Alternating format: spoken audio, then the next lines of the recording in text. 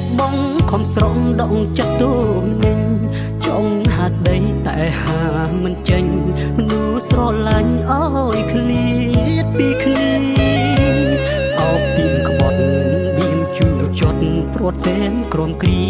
ហេតុអ្វីយើងមិនបានជួបគ្នាតើជាកម្មពីឬអ្វីក្នុងលោកនេះប្រហែលមានតែប